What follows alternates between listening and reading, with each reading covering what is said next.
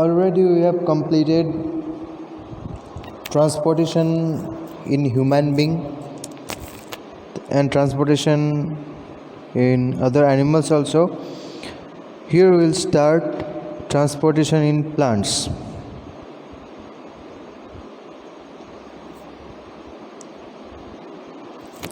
So plants have the specialized vascular tissue for transportation of substances.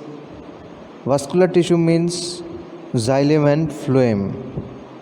Okay, means plants के body के अंदर कुछ pipelines रहता है जिसके थ्रू वाटर और फूड को ट्रांसपोर्ट किया जाता है.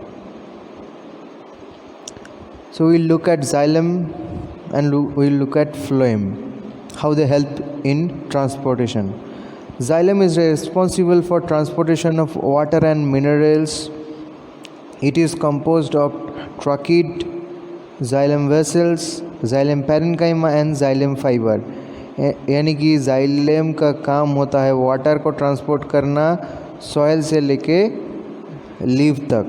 Okay, it always carries upwards, and xylem is made up of 4 components.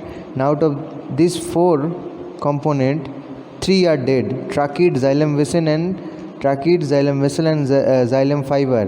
These 3 components are dead component and xylem parenchyma is alive component. और यहाँ पे जो मेन जो xylem का जो पाइपलाइन फॉर्मेशन होता है वो ट्रैकिड और xylem वेसल ये दोनों के द्वारा होता है. Okay, trachea and xylem vessels are the conducting element because they are conducting water and minerals. The xylem makes a continuous tube in plants which runs from root to stem and right up to the veins of leaves. From root to leaves, the xylem is carrying water and minerals. Now phloem. Phloem is responsible for transportation of food. अब leaf में जो food prepare हुआ वो phloem के through plant का body का हर एक portion में ट्रांसपोर्ट कर दिया जाएगा. फ्लोएम भी 4 कंपोनेंट से बना होता है. What are they? Sieve tubes made up of sieve cells, companion cells, phloem parenchyma and phloem fibre और बास्ट फाइबर्स. अब फ्लोएम का ये जो 4 कंपोनेंट है इसमें से दे आर अनलाइक xylem, यानी कि xylem में 3 डेड था, 1 लिविंग कंपोनेंट था. यहाँ पे 3 living components are there and 1 is only dead component. Sieve tube, companion cells and phloem parenchyma, these 3 components of phloem, they are a live component, but only bast fiber or phloem fiber, this is a dead component or non living component. यहाँ पे phloem का जो pipelines ये बनाने में मदद करते हैं sieve tubes and companion cells. Okay, mainly जो सिव ट्यूब्स का जो सिव सेल्स होता है वो फ्लोएम का चैनल बनाता है जिसके थ्रू फूड को मूव करवाया जाता है. Here sieve tubes are the conducting element of phloem.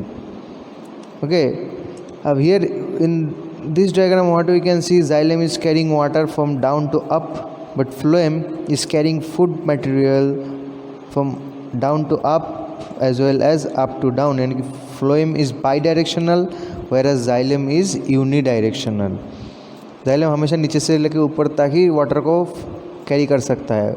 ऊपर से लेकर नीचे xylem कैरी नहीं कर सकता है, बट phloem नीचे से ऊपर और ऊपर से नीचे दोनों डायरेक्शन में ही चीज़ों को कैरी करने में सक्षम है. Okay, here we can see how transportation is done through roots. Water is absorbed, okay, by the process of osmosis, and they are transported to leaves by xylem vessels. Okay, and ultimately through leaves water is transpirated, यानी कि leave के through excess water को transmission method पे बाहर atmosphere में छोड़ दिया गया वाटर को.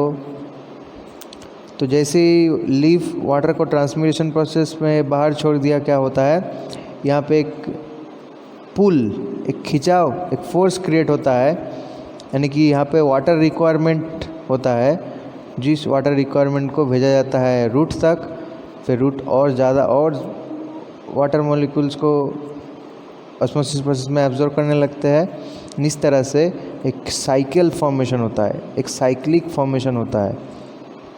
Okay, and this cyclic formation is known as ascent of sap. Root से वाटर एब्जॉर्ब करो, वाटर को भेजो लीफ में, लीफ अपना स्टोमाटा के थ्रू वाटर को ट्रांसपीरेशन कर रहा है वाटर का। अब ट्रांसपीरेशन जैसे ही हो रहा है, ट्रांसपीरेशन पूल क्रिएट हो रहा है।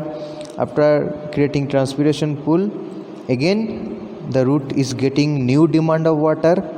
इस तरह से ये साइकिल, कंटिन्यूअस साइकिल रन होते रहता है। ये हम थोड़ा डिटेल में देख लेंगे। So the total process is known as ascent of sap, okay, or transpiration pool theory also you can say. It was given by Dixon and Joly. The upward movement of water and minerals from roots to different plant parts is called ascent of sap. अब ascent of sap में 4 factor काम करता है: root pressure, capillary action, adhesion and cohesion force and transpiration pool. ये 4 factor मिलके ascent of sap को complete करता है। रूट प्रेशर क्या होता है? The walls of cells of root hairs are very thin, water from soil enters the root hairs because of osmosis. Root pressure is responsible for movement of water up to the base of the stem. यानी कि plant का जो root है, root के through क्या करता है, just जो सॉइल में जो कैपिलरी वाटर रहता है, यानी कि सॉइल पार्टिकल्स के साथ जो मॉइस्चर जुड़ा हुआ रहता है, उस कैपिलरी वाटर को ऑस्मोसिस प्रोसेस में सेल अपने अंदर एंट्री कर पाता है। जैसे एक सेल वाटर को खींच लेता है, एब्जॉर्ब कर लेता है, तो उसके बगल वाला जो सेल है वो थ्रस्टी फील करता है और वाटर को एक सेल से दूसरा सेल में पास करते हुए जाता है। इस चीज़ को कहा जाता है रूट प्रेशर। तो रूट प्रेशर की वजह से मिट्टी के ऊपर, सॉइल के ऊपर थोड़ा सा ऊपर तक वाटर का एक कॉलम बनता है। उसके बाद क्या होता है, एक कैपिलरी एक्शन प्रोड्यूस होता है। A very fine tube is called capillary. Water और any liquid rises in the capillary because of physical forces and this phenomena is called capillary action. Okay, अब जैसे जो जाइलम क्या है, एक ट्यूब जैसा स्ट्रक्चर है। अब जाइलम के अंदर जैसे ही वाटर मॉलिक्यूल एंट्री किया तो वाटर मॉलिक्यूल क्या होगा, जाइलम के अंदर कुछ दूर तक वाटर का एक कंटिन्यूअस कॉलम प्रोड्यूस करेगा, लेकिन वो बहुत ज़्यादा दूर तक नहीं होगा, मिट्टी से थोड़ा सा ही ऊपर होगा, through capillary action. Capillary action क्या होता है, जैसे कि मान लो कि एक ग्लास है, वाटर का ग्लास है, ओके। अब उस वाटर के ग्लास में तुम एक पाइप रखे हो, एक स्ट्रॉ, तो क्या देखोगे, वाटर का जो लेवल है, वाटर के लेवल से थोड़ा सा ऊपर लेवल तक वाटर आके जम गया है। ओके, वहाँ पे वाटर को ऊपर खींचना नहीं पड़ा, लेकिन जैसे ही पाइप को डिप किए पानी में, ये पानी ग्लास का वाटर से पाइप के अंदर थोड़ा सा ऊपर आके जम गया है। इस चीज़ को कहा जाता है कैपिलरी एक्शन। उसके बाद adhesion and cohesion force. Adhesion and cohesion force क्या होता है, जब वाटर अब जाइलम ट्यूब में एंट्री ले लिया है, जाइलम ट्यूब के अंदर एक वाटर मॉलिक्यूल दूसरा वाटर मॉलिक्यूल को खींचता है नीचे से ऊपर के तरफ। तो ये वाटर मॉलिक्यूल से वाटर मॉलिक्यूल का अट्रैक्शन और वाटर मॉलिक्यूल से जाइलम का जो वेसल है, जाइलम वेसल का जो वाल है, इसका अट्रैक्शन, ये दोनों तरह का अट्रैक्शन फोर्स को कहा जाता है adhesion force and cohesion force.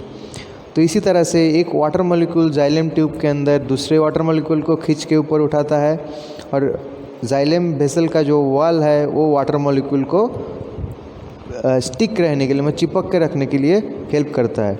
इसी तरह से वाटर मॉलिक्यूल का एक कंटिन्यूअस कॉलम नीचे से लेकर ऊपर तक बढ़ते रहता है जाइलम वेसल के द्वारा। Now fourth factor is transpiration pool. What happens? Loss of water vapor through stomata and lenticel in plants is known as transpiration. The transpiration through stomata creates a vacuum which creates a suction called transpiration pool. The transpiration pool sucks the water column from the xylem tubes and thus water is able to rise to great heights in even the tallest plant. Okay, अब addition cohesion force तक water molecule को मिट्टी से, soil से लेके थोड़ा सा ऊपर तक पहुंचा दिया गया, ओके, थोड़ा सा ऊपर तक। लेकिन एक प्लांट का टॉप लेवल तक कैसे पहुंचा जाएगा?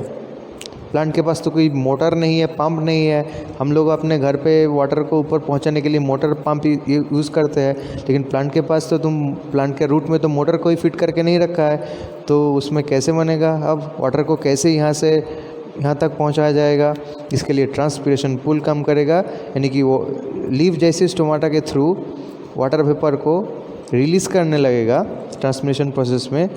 मैंने बोला कि पहले ही कि लीफ में एक वाटर डिमांड क्रिएट होगा, लीफ को थ्रस्टी फील होगा, तो लीफ रूट तक एक डिमांड भेजेगा कि हमको और भी ज़्यादा पानी चाहिए। तो इस डिमांड की वजह से एक सक्शन फोर्स क्रिएट होगा, यानी कि हम लोग पाइप में, जब हम लोग कोल्ड ड्रिंक्स पीते हैं, पाइप में मुँह लगा के जो ऊपर की तरफ पानी को खींचते हैं, it is called suction force. तो ट्रांसपिरेशन पूल की वजह से एक सक्शन फोर्स क्रिएट होगा जो कि रूट से लेके लीफ तक वाटर मॉलिक्यूल्स, वाटर को खींच के ऊपर लाएगा। इसी तरह से प्लांट में मिनरल ट्रांसपोर्टेशन और वाटर ट्रांसपोर्टेशन कंप्लीट होता है। और वाटर के अंदर ही मिनरल मतलब डिसॉल्व रहता है, इसलिए वाटर के साथ साथ मिनरल्स भी आ जाता है।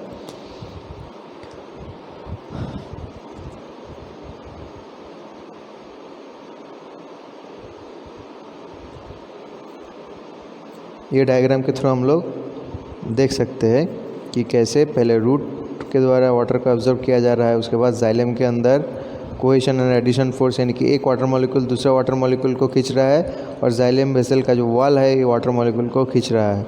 एडिशन और कोहेशन फोर्स की वजह से एक कॉलम क्रिएट होता है। उसके बाद क्या होता है, अल्टीमेटली कॉलम क्रिएट होते होते लीफ का स्टोमाटा तक पहुँचता है। अब जैसे लीफ का स्टोमाटा से वाटर को बाहर छोड़ दिया जाता है, एक कंटिन्यूअस चेन फॉर्मेशन हो जाता है, जिसके वजह से लाइफ टाइम प्लांट में वाटर सर्कुलेशन होते रहता है। इस डायग्राम को में भी वही दिखाया गया है, पर थोड़ा सा इजी फॉर्म में।